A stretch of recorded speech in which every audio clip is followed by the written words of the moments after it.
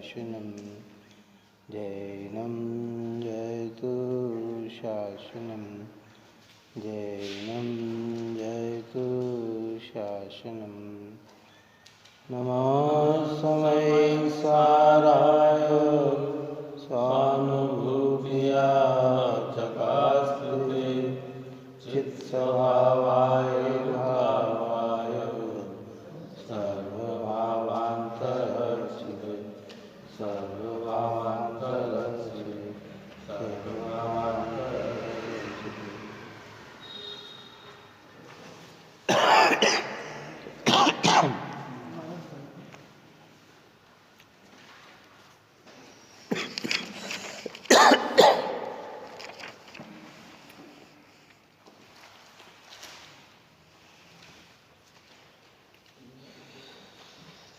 निर्धराधिकार अपना चल रहा है।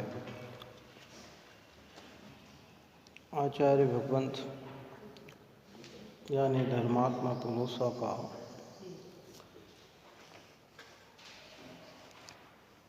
चित्रण कर रहे हैं कि जो धर्मी पुरुष होते हैं वे निशंक होते हैं, निर्भय होते हैं, निडर होते हैं। उन्हें इस प्रकार का भय नहीं सताता है कि इस लोक में मेरा क्या होगा, परलोक में मेरा क्या होगा।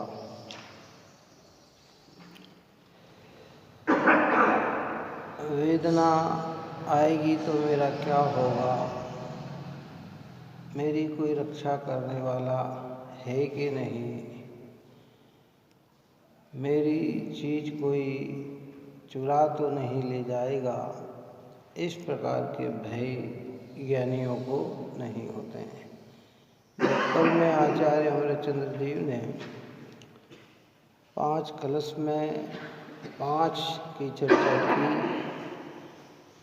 आज यहाँ अपना 159 नंबर का कलश।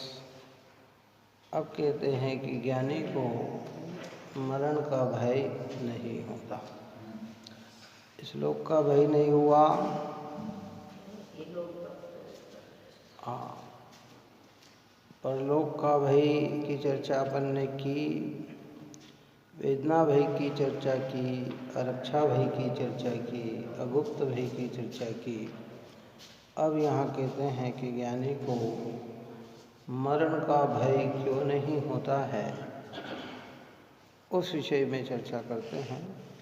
कलश अपना 159 नंबर का हिंदी पाठ करते हैं। मृत्यु कहे सारा जगत बस प्राण के उच्छेद को, ज्ञान ही है प्राणमम उसका नहीं उच्छेद हो। तब मरण भय हो किस तरह हो, ज्ञानी जन भयभीत क्यों। वे तो सतत निशंक हो, निज ज्ञान का अनुभव करे। वे तो सतत निज ज्ञान का अनुभव करे। कौन? ज्ञानी जन अपने को चैतन्य रूप मानते हुए, ज्ञान स्वरूप मानते हुए वे तो ज्ञान का ही अनुभव करते हैं। क्यों? कि सारा जगत मृत्यु जिसे कहते हैं वह प्राण के उच्छेद का, प्राण का जब उच्छेद होता है, 2 प्रकार के प्राण होते हैं, एक द्रव्य प्राण और एक भाव प्राण। जो द्रव्य प्राण है वो हमारी इंद्रिया है, श्वासोश्वास है, आयु है, काय बल है, वचन बल है, मनोबल है। ये क्या है? ये प्राण है। इन प्राण के वियोग का नाम सारा जगत मृत्यु कहता है। काय का कहता है कि मृत्यु क्यों हो गई? कि इनका वियोग हो गया, है ना। ये वियोग होने का नाम मृत्यु कहता है, पर ज्ञान ही है प्राण मम उसका नहीं उच्छेद हो। जो भाव प्राण आत्मा के हैं, आत्मा के भाव प्राण क्या है? चैतन्यपना। चैतन्यपना ऐसा प्राण है जो कभी भी आत्मा से उच्छेद नहीं होता है, कभी भी आत्मा से छूटता नहीं है। चाहे निगोद में हो, चाहे एकेंद्री में हो, चाहे विकलेंद्री में हो, चाहे सकलेंद्री हो, नारकी हो, मनुष्य हो, देव हो, और चाहे सिद्ध भगवान हो, ये भाव प्राण सदा काल आत्मा का में बना हुआ है। इसलिए ज्ञानी कहते हैं कि ज्ञान ही है प्राण मम उसका नहीं उच्छेद हो। तब मरण भय हो किस तरह हो, ज्ञानी जन भयभीत क्यों।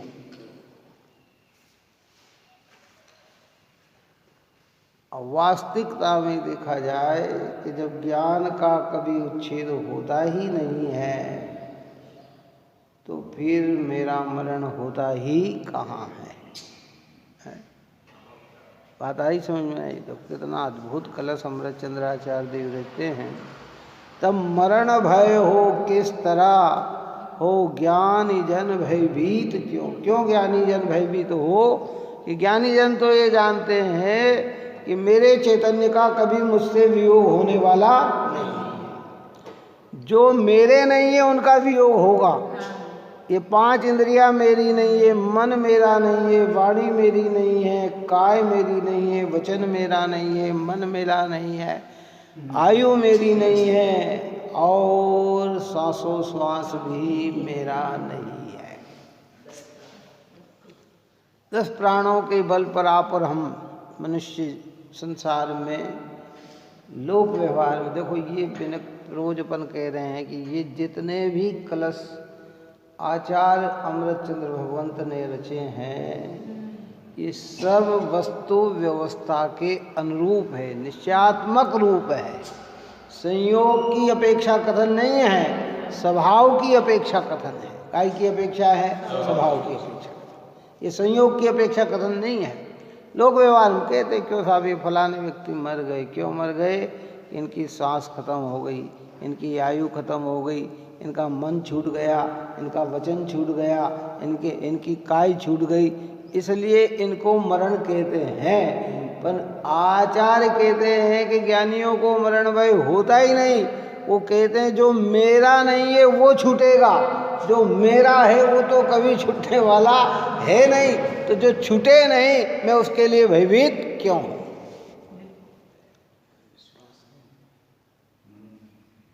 अनंत काल से आज तक, जिसको हम कहते हैं अनादि काल से आज तक, हमने अनंत देह का परिवर्तन तो किया, लेकिन चैतन्य हमारा कभी नहीं छूटा। कौन सा क्या नहीं छूटा? बोलो, कितनी देह धारण करी होगी। जब मनुष्य हम अनंत बार बने हैं तो अन्य पर्याय तो हमने कितनी बार धारण की होगी, इसकी कोई गिनती नहीं है। क्योंकि बार बार मनुष्य जीवन नहीं मिलता, बहुत लिमिटेशन मनुष्य जीवन मिलते हैं। ऐसे अनादि काल से आज तक लिमिटेशन मनुष्य में भी हमने अनंत बार मनुष्य जीवन धारण कर लिया, तो फिर दूसरे जीवन की तो बात ही क्या करना।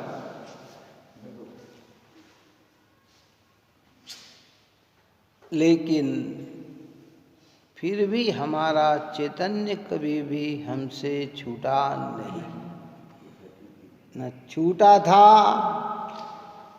न छूट रहा है, न छूटेगा। इसलिए ज्ञानी निशंक होकर ज्ञान का अनुभव करते हुए मरण के भय से रहित होते हैं। आप और हमें प्रतिपल क्या भय सताता है? मैं मर जाऊंगा। मर जाने का दूसरा अर्थ अज्ञानियों का देह छूटने का नाम मरण नहीं। अज्ञानी देह छूटने का नाम मरण नहीं मानता, नाश होने का नाम मरण मानता है। काय का बात आ रही समझ में? देह छूटने का नाम मरण नहीं मानता, वो तो मानता है कि मैं नाश ही हो जाऊंगा। और ज्ञानी देह छूटता है ये तो ज्ञान करते हैं, पर मेरा कभी नाश नहीं होता है ऐसा सिद्धांत करके वो मृत्यु के भय से डरते नहीं, मृत्यु का भय उन्हें सताता नहीं। भाव मरण यानी राग देश का परिणाम। तो भाव मरण या भाव कर्म सदियों से करता आया। ये भाव मरण है क्षण क्षण में विकार में जीना, ये भाव मरण है।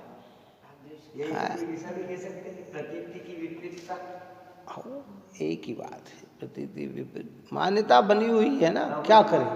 जगत जिन्हें मरण कहता है हम भी उन्हें मरण कहते हैं, लेकिन हमें ये पता नहीं कि भाई देह का संयोग का नाम जन्म और देह के वियोग का नाम मरण, लेकिन आत्मा में न कोई नया आता है न आत्मा में है वो कभी कहीं जाता है। तो मेरा स्वभाव तो अजर और अमर है। हमें लगता जरूर है क्योंकि अज्ञानता में जी रहे हैं ना, इसलिए हमें छोड़ मर जाएंगे, नाश हो जाएंगे। कि भैया न पहले से आज तक कभी तो नाश हुआ, न आज से आगे नाश होगा। रक्षा भूमि में अपन ने बात की ना, क्या की, जिसकी सत्ता जगत में है उसका कोई नाश कर सकता नहीं है जो उसको कौन मिटावे और नहीं को लावे कौन। और भिन्न भिन्न है जिनकी सत्ता उसको कहो मिलावे कौन। प्रतिपल का निश्चित परिवर्तन कौन करे आगे पीछे। सत का रे विनाश असत का उत्पादन हो तो कैसे। यहाँ कहते हैं जो, इसलिए हर कलश के अंदर लिखा के ज्ञानी निशंक ज्ञान का ही अनुभव करते हैं। काय का अनुभव करते हैं? निशंक अनुभव करते हैं। काय का ज्ञान यानी आत्मा, आत्मा यानी मैं। हर समय हर पल पल प्रतीति में अजर अमर तत्व ज्ञानियों के श्रद्धा में बना हुआ है। व्यवहार में कहते हैं कोई बात नहीं, व्यवहार की चर्चा, फलाने व्यक्ति मर गए, हाँ भाई कब मरण हुआ भैया, 3 दिन पहले हो गया, 2 दिन पहले हो गया है। वो कैसे हैं, वो तो मरण सैया पे बैठे हैं। ये सब व्यवहार चर्चा होते हुए भी श्रद्धा क्या कि कोई भी आत्मा मरण को प्राप्त नहीं होता। हमें लग रहा है कि चले गए तो कि मर गए, कि भाई कौन मर गया, उनका अस्तित्व है क्या। देह बदली है, स्वभाव नहीं बदला। क्या देह बदली है, संयोग बदला है, स्वभाव तो जो का त्यों है। किसी भी पर्याय में चले जाए, और जो ऐसी आस्था को रखते हैं, जो ऐसा अनुभव करते हैं, उनके पर्याय का चेंज पना भी लिमिटेशन समय में ही होता है। फिर अनंत काल के लिए तो उनकी पर्याय में चेंज पना भी नहीं है। बात ही समझ में नहीं है। कितना थोड़े समय, थोड़ा समय का मतलब 10-20 भाव, 15 भाव उनका हो तो बस इतना ही चेंज है। फिर तो सादी अनंत काल के लिए वे ऐसी पर्याय को प्राप्त हो जाएंगे कि जहाँ देह का संयोग भी नहीं होगा और देह का वियोग भी नहीं होगा। वो तो अखंड पने से, अविनाशी पने से निरंतर अपने चैतन्य में ही मग्न हो जाएंगे। हमें सताए तो हमें चिंतन करना, क्या क्या छूटेगा। बड़े पंडित जी साहब की वाक्य कहा था ना कि जो जावे सो मेरा नहीं और मेरा सो जावे नहीं। जो जाएगा छूटेगा वो मेरे चैतन्य का स्वभाव नहीं, और जो मेरा चैतन्य का स्वभाव है वो कभी भी मुझे छोड़ के जाने वाला नहीं है, ऐसा समझकर ज्ञानी निशंक होते हैं।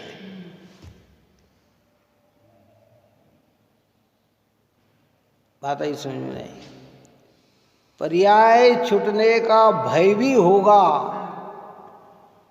तो बस इतना ही होगा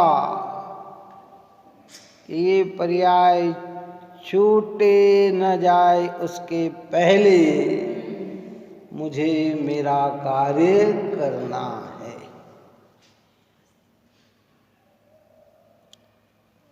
क्योंकि पर्याय तो छूटती भी। सोधर्म इंद्र हो, सर्व इतना बड़ा देव हो, इतने समय से उस इंद्र पद में रह रहा हो, वह भी समय आने पर वह भी छूट जाता है। वो ये नहीं कहता कि इतना समय रुक गया तो भाई 1-2 साल मुझे और यहाँ रहने दो, कि नहीं, समय नहीं देता है, उसका कार्य करता है। लेकिन वे अविनाशी अखंड आत्मा को अपना मानने से उस पद को छोड़ने में भी आर्तित और रोदरित नहीं होते हैं। अन्य तो आर्त ध्यान करके अपनी गति का बिगाड़ा कर लेते हैं, और ज्ञानी को आर्त नहीं होता है तो उनकी गति उत्तम ही होती है। छेड़ालाकार ने लिखा ना, जो विमानवासी हूँ थाय, सम्यक दर्शन बिन दुख पाए, ताते जय था वर्तन धरे, और यो परिवर्तन पूरे करता है। विमानवासी होकर स्थावर बन जाए, क्यों बन जाए? वो आरती तो होता है। जैसे आप और हम यहाँ मृत्यु के समय डरते हैं, मैं कहाँ जाऊँगा, मेरा क्या होगा, मैं नाश हो जाऊँगा। हमें आत्मा की अजर अमरता का ख्याल नहीं आता, और बाहर में पंच परमेष्टि के स्वरूप का ख्याल नहीं आता, सद्भावना नहीं आती है, अच्छी भाव उत्पन्न नहीं होते हैं, तो वो हमारे परिणाम आर्तित रोदरित होने से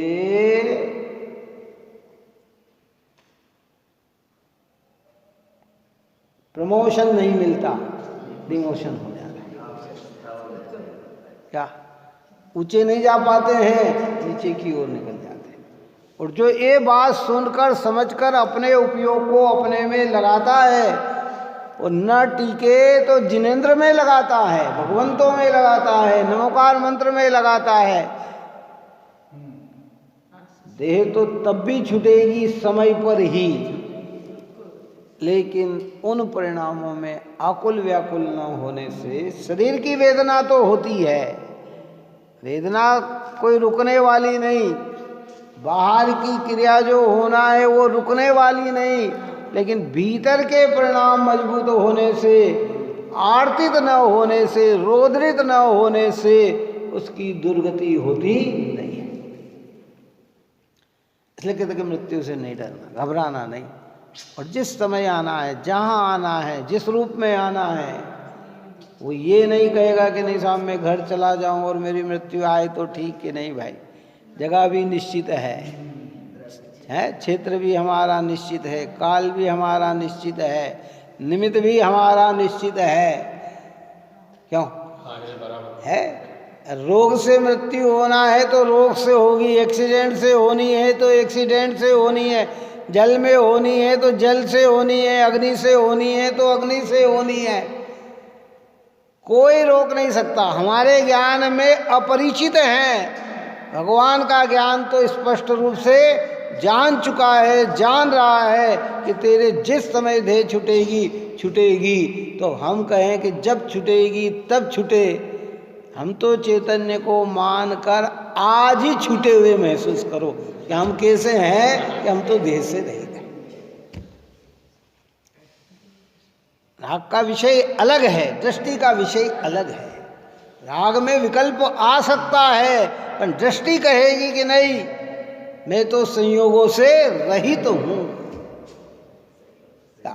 इसलिए वे तो सतत निशंक हो, निज ज्ञान का अनुभव करें। निशंक होकर यानी ज्ञान का अनुभव करते हैं, वेदन करते हैं, साक्षात पूर्ण रूप से आत्मा का वेदन करने वाले अरहंत और सिद्ध परमात्मा है। कौन? तो पूर्ण रूप से आत्मा का वेदन करते हैं।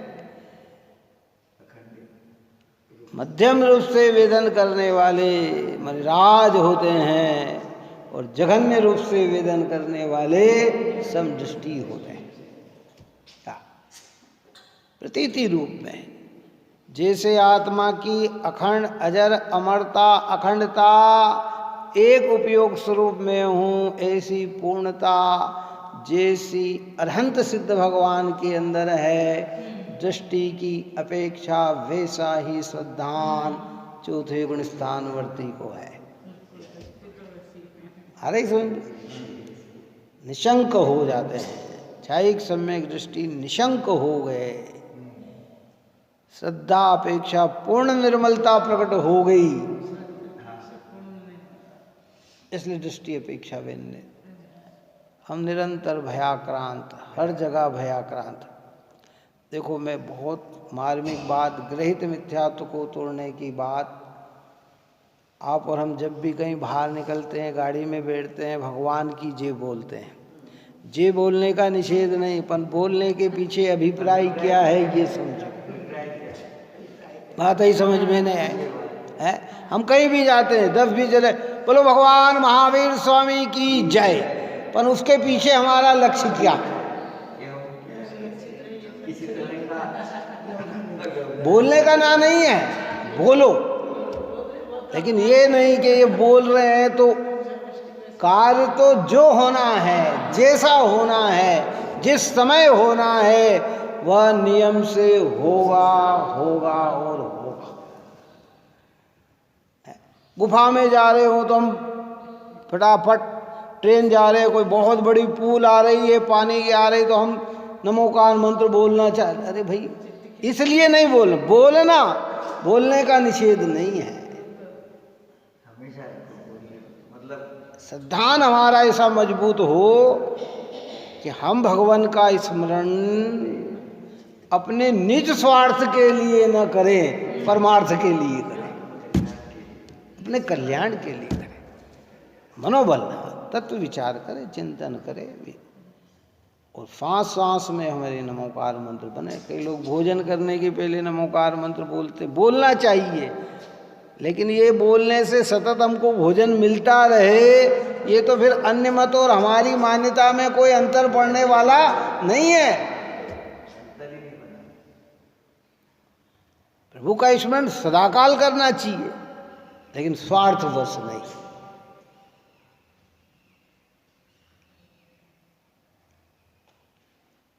क्यों? सामान्य ज्ञान में तो लगेगा कि बहुत अच्छा करा। अच्छा, फिर जहाँ बैठे वहाँ बोल लिया, जहाँ उतरे अच्छी तरह से वहाँ बोल लिया, बीच में तो भगवान कहाँ रह गए? क्यों है? फिर ध्यान से, हल्का अर्थ नहीं निकालना, बोलने का निषेध नहीं है। हाँ, क्योंकि ज्ञानी धर्मियों के जीवन में तो भाई अंतरंग में शुद्धात्मा और बहिरंग में परमात्मा, पंच गुरु, यही शरण दिखते हैं, और कोई दूसरा शरण उनकी नज़र में है नहीं। उपयोग में रहे तो शुद्धात्मा की महिमा करता है, और बाहर में आए तो पंच परमेष्टि की महिमा करता है। इसलिए कहते हुए तो सतत निशंक हो, निज ज्ञान का अनुभव करे। कौन? ज्ञानी, चौथे गुण स्थान वाले भी, पंचम गुण स्थान वाले भी, मुनिराज भगवंत भी, और ऊपर सारे जितने भी हैं, वे तो निरंतर निशंक होकर ज्ञान का ही अनुभव करते हैं। और आप और हम भी ज्ञान स्वभावी हैं, तो हमें भी निरंतर काय की खुमारी आना चाहिए, अपने ज्ञान की आना चाहिए। व्यवहार में सब कुछ है, परमार्थ कुछ भी नहीं है। परमार्थ में बस यही सत्य है कि तुम हम सब चैतन्य हैं और कभी भी चैतन्य का चैतन्य से वियोग नहीं होता।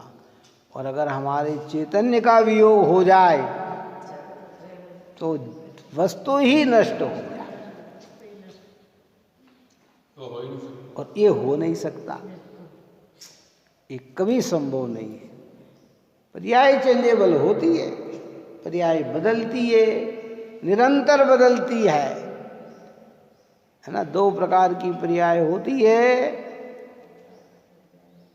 एक अर्थ पर्याय, एक व्यंजन पर्याय।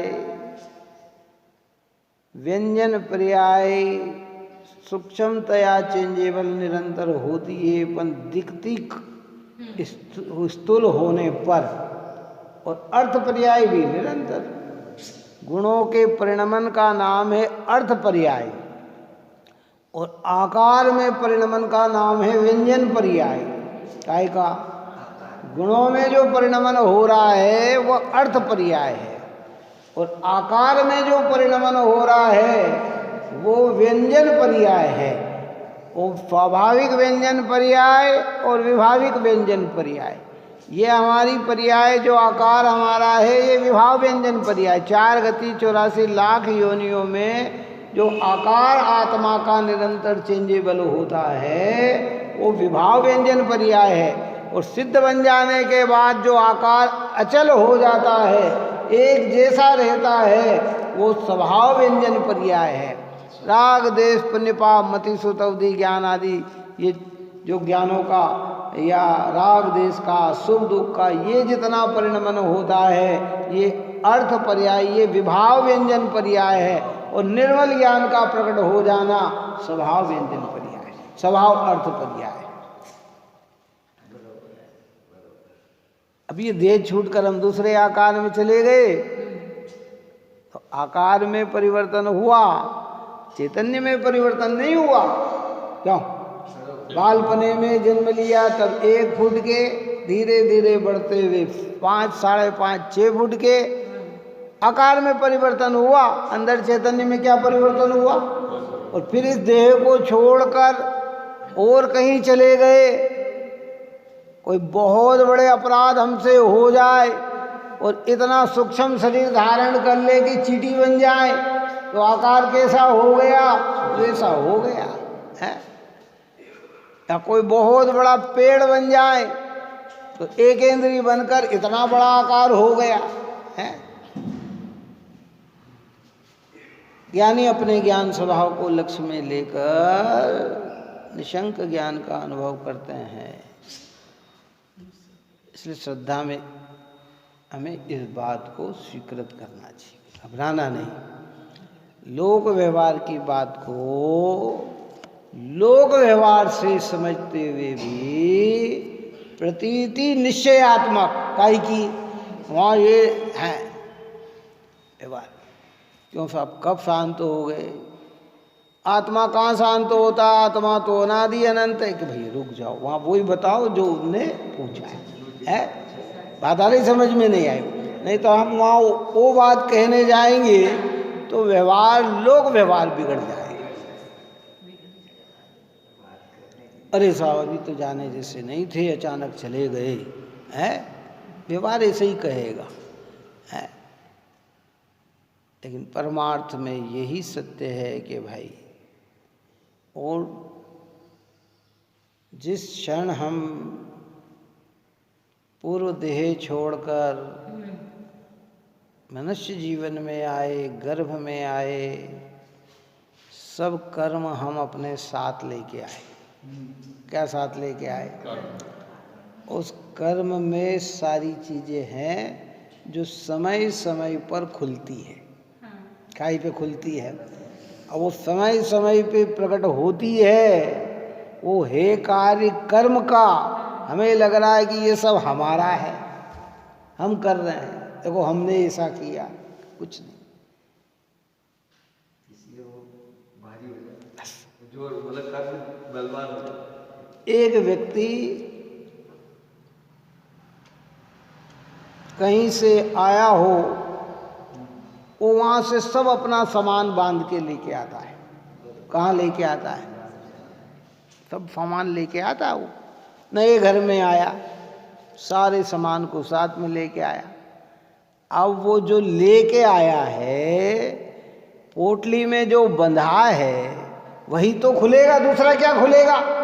बताओ भाई, वो तो वहाँ से लेके आया है ना, तो जो लाया है वही तो खुलेगा, दूसरा तो खुलने वाला है नहीं। अब हमने पूर्व में जो कर्म बांध के आए हैं, समय समय पे कई बार ऐसा होता है कि तत्काल सब खोल लेते हैं, और कई बार ऐसा होता है कि एक एक करके खोलते हैं। तो भैया जो उसमें है वही तो मिलेगा ना। ऐसा हमने जो पूर्व में बांधा है वही तो हमारे सामने आएगा ना, दूसरा कैसे आएगा?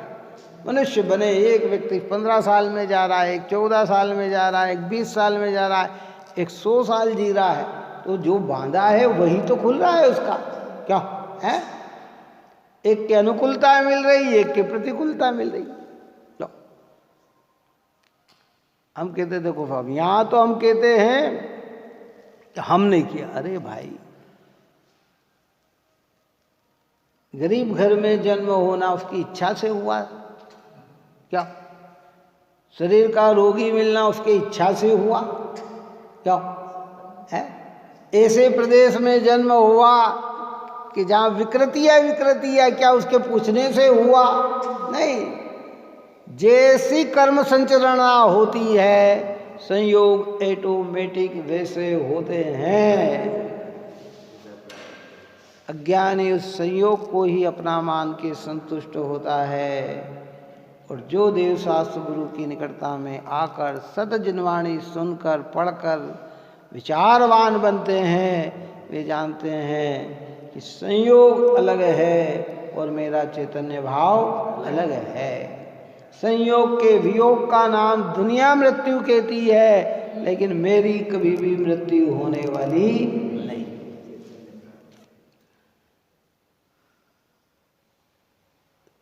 सारे भयों में श्रेष्ठ भय मृत्यु का भय। काय का? ये सतत सताता है, अचानक सताता है। क्यों? अरे ऐसा तो नहीं हो जाए, ये तो नहीं हो जाए। बताओ, कोरोना काल आया, कौन व्यक्ति मृत्यु का भयभीत नहीं था? चलो बताओ। सबको भया, अरे मुझे हो जाएगा तो, मुझे हो जाएगा तो, मुझे हो जाएगा तो है। हुआ उतने को ही जिनका योग था, लेकिन भय किनको था? सबको था। और कोरोना आते ही बाहुल्यता से तो आदमी ने यही सोचा कि बस जीवन अंत है, लेकिन योग्यता जिन जिन की थी क्या करें। इसलिए जनवाणी आप और हमें तो निर्भय बनाती है। क्या कहती है? घबराना नहीं, स्वभाव का कभी विनाश होता ही नहीं है। मेरा स्वभाव चैतन्य है। चैतन्य, ये चैतन्य एक ऐसी चीज है, जैसे अग्नि होती है ना, अग्नि। यहाँ अपन ने अग्नि को जलाया, तो अग्नि किसे जला सकती है? जलने योग्य पदार्थ तो कोई जलाती है ना। किसको जलाती है? हैं? लकड़ी को जला सकती है, कागज को जला सकती है, हैं? आदि आदि। और स्थूल आंखों से दिखने वाली चीज को जला सकती है। लेकिन ये आकाश द्रव्य है, उसे जला सकती है। धर्म द्रव्य है, उसे जला सकती है। अधर्म द्रव्य है, उसे जला सकती है। काल द्रव्य है, उसे जला सकती है? नहीं जला सकती। ऐसे चैतन्य को भी नहीं जला सकती।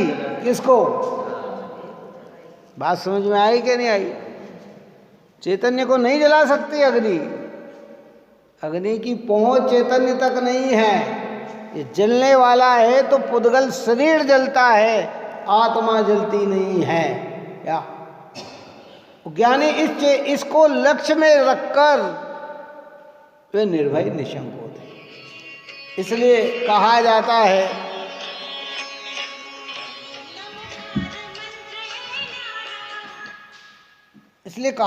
है व्यवहार में बहुत कुछ बात कही जाती है, लेकिन परमार्थ यही सत्य होता है। इसलिए जब स्वभाव की दृष्टि से बात करते हैं तब हम कहते हैं कि शस्त्र से काटे कभी करता नहीं, अग्नि में भी कभी वह जलता नहीं, जल गलाए तो कभी गलता नहीं, और पवन में कभी सुखता नहीं है। क्यों? क्योंकि इसका स्वभाव ही ऐसा है ना। अब जब इसका स्वभाव ऐसा है तो ज्ञानी क्यों भयभीत हो?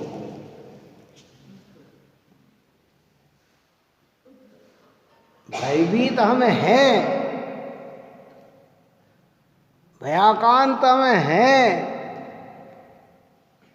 क्योंकि आज तक हमने जिनेंद्र कथित इस औषधि का सेवन नहीं किया, ऐसे वस्तु स्वरूप को हमने जाना नहीं, इस तत्व को हमने अनुभव में नहीं लिया, इसलिए आज तक हम इतने भयाकांत बने हुए हैं। और जब ये तत्व समझ में आकर अपने चैतन्य को अखंड अविनाशी रूप से हम जब अनुभव करें तो फिर मृत्यु का भय भी जीव को सताता नहीं है। फिर अजर अमर तत्व की दृष्टि होने से पूर्व में बांधा हुआ भय प्रकृति का कर्म भी उदय देकर खिड़ जाता है, नया भय बंधता नहीं है, आत्मनिर्भयता से अपना जीवन जीता है। इसलिए यहाँ कहते हैं कि वे तो सतत निशंक हो, निज ज्ञान का अनुभव कर। देखो शब्द क्या डाला, निज ज्ञान का, अपने ज्ञान का, अपनी आत्मा का।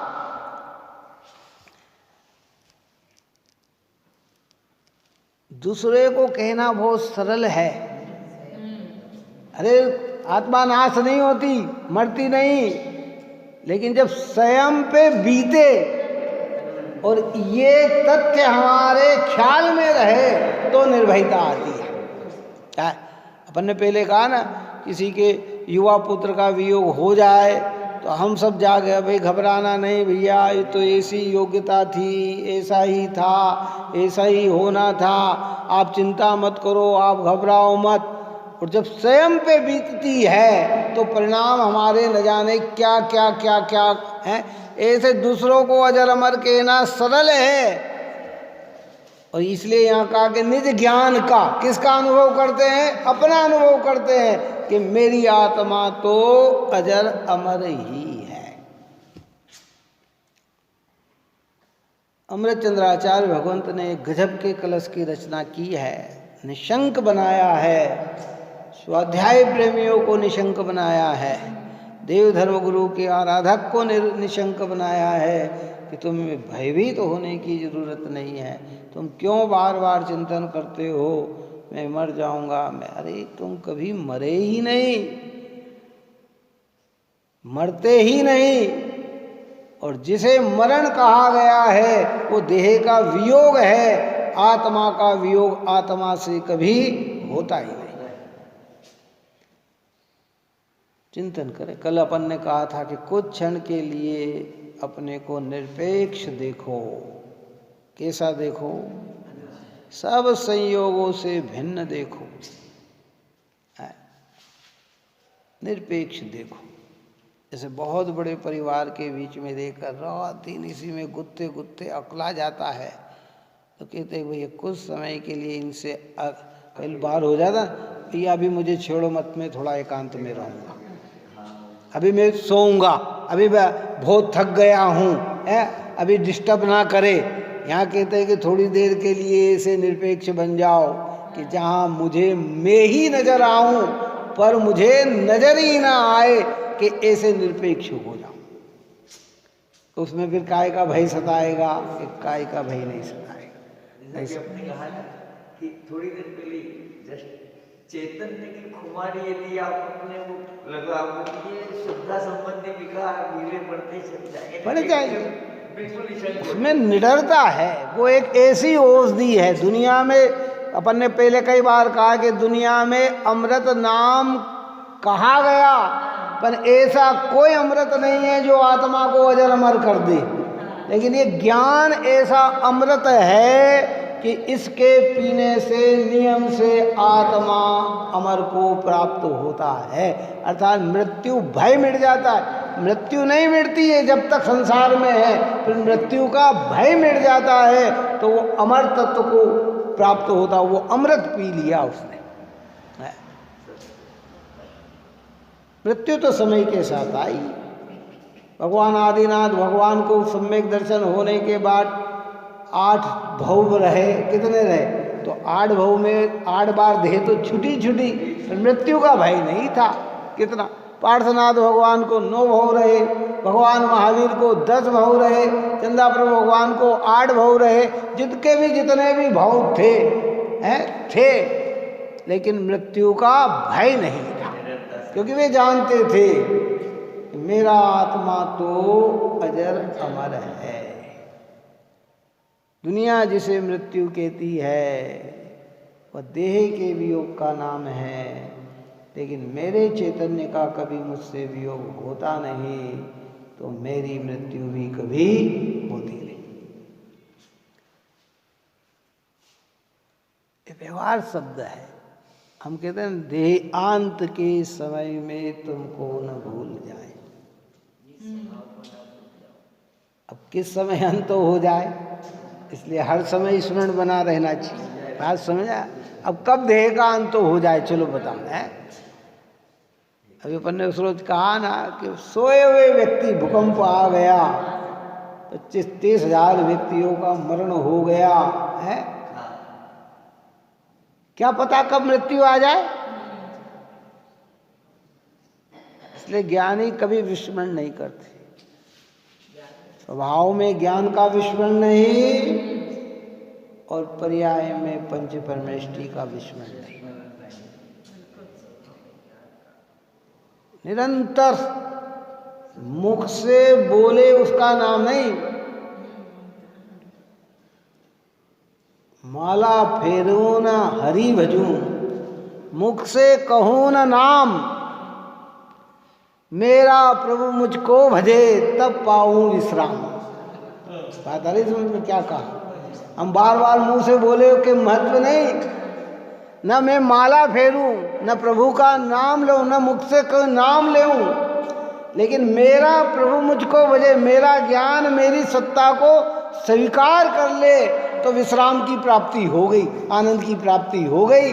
मुख से हम कितने ही नाम ले ले, और अगर हमें अपने स्वरूप का ख्याल नहीं है तो कुछ भी लाभ मिलने वाला नहीं।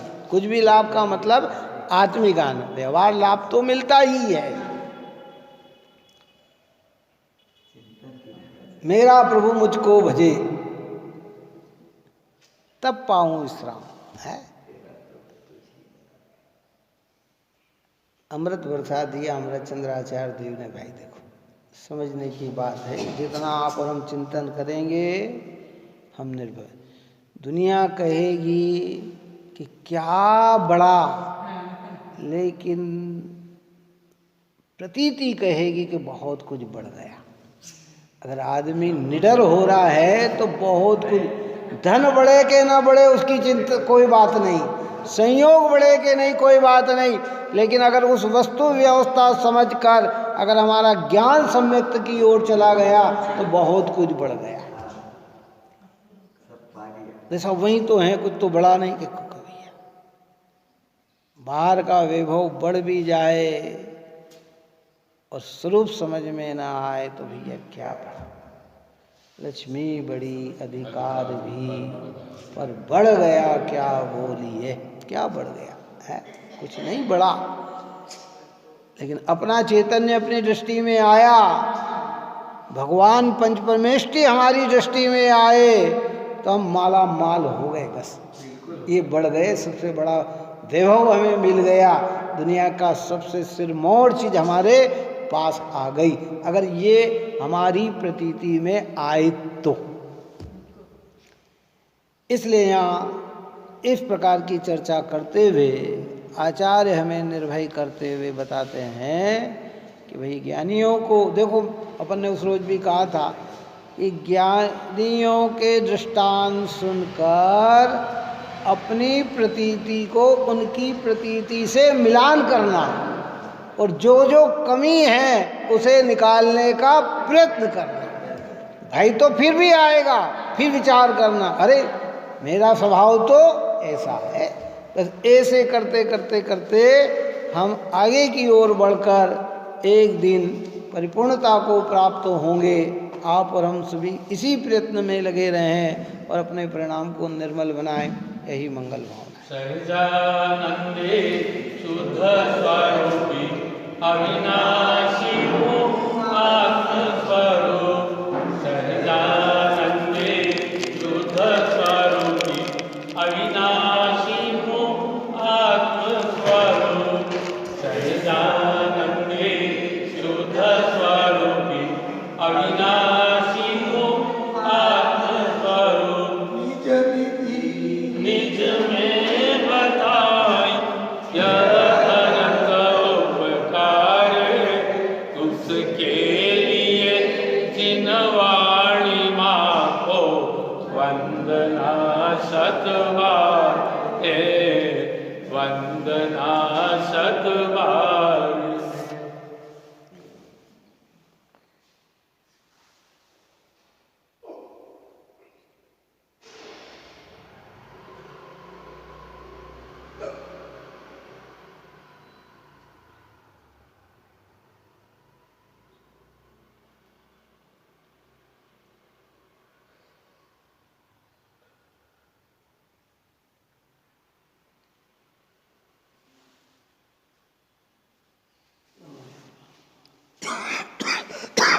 रावण के ज्ञान से सूझे